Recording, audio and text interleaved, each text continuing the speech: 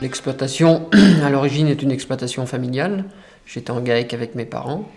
Ils sont arrivés à l'âge de la retraite et naturellement, bon, l'exploitation a continué. Mon frère est venu s'installer avec moi. Il était chauffeur routier, lui, à l'origine. Donc il a changé de cap pour revenir prendre la place qui était libre ici. L'exploitation est composée de 130 hectares, principalement en culture. On produit du porc et du bovin mâle engraissement, du taurillon Montbéliard.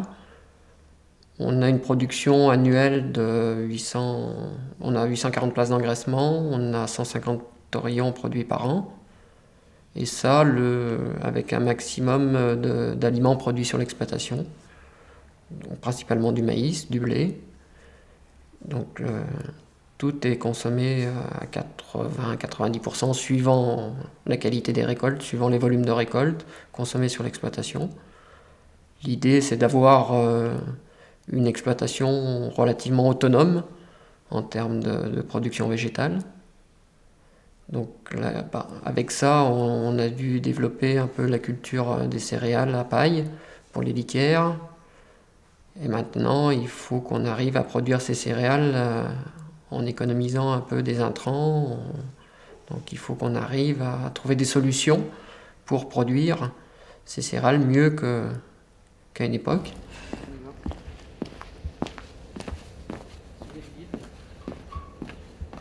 On a des fumiers, des lisiers qui sont là, qui sont stockés sur l'exploitation maintenant, depuis que la mise aux normes est faite depuis 1996.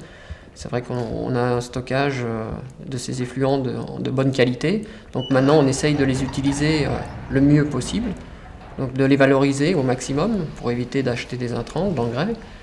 Donc là, le but est de travailler avec des plants de fumure où on intègre ce que les plantes consomment par rapport à ce que nos effluents apportent et pouvoir avoir un équilibre le plus juste possible entre les différents éléments.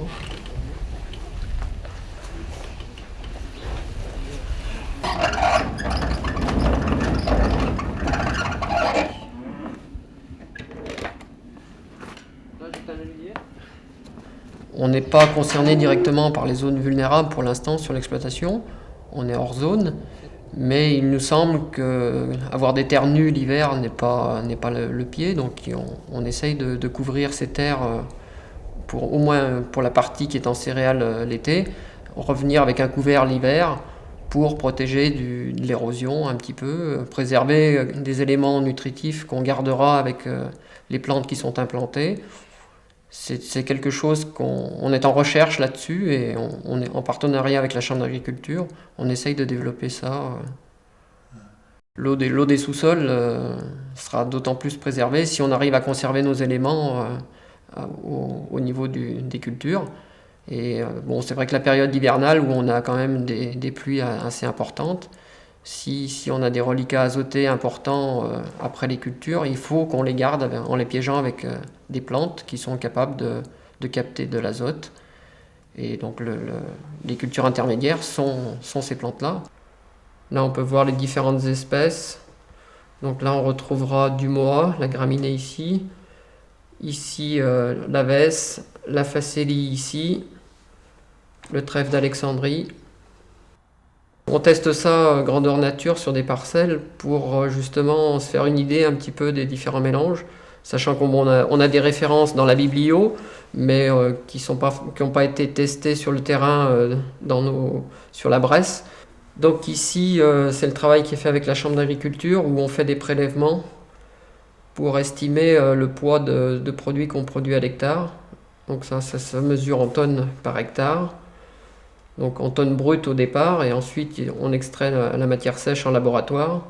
Et là on est dans des mélanges où on est à 37 tonnes par hectare en brut et plus de 6 tonnes de matière sèche. Ici sur cette parcelle on a piégé 100 unités d'azote. Là, c'est des photos qui ont été prises pendant la neige cet hiver. On voit l'effet de rouleau sur la diapo, hop, sur celle-ci, voilà. L'effet rouleau compresseur, rouleau destructeur de la neige, qui va permettre au couvert de se dégrader naturellement au cours de l'hiver, où on n'aura pas besoin d'utiliser ni de chimie ni de mécanique pour détruire ce couvert. Ici, on peut voir sur la parcelle au-dessus, une parcelle qui n'était pas couverte en couverts végétaux, où on a du ruissellement et on commence à voir une dégradation du sol malgré le couvert de neige.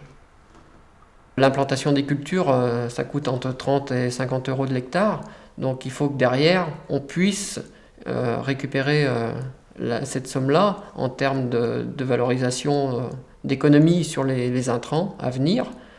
Donc c'est important, je pense. Ça fonctionnera très bien le jour où on aura pu démontrer ce qu'on récupère au printemps.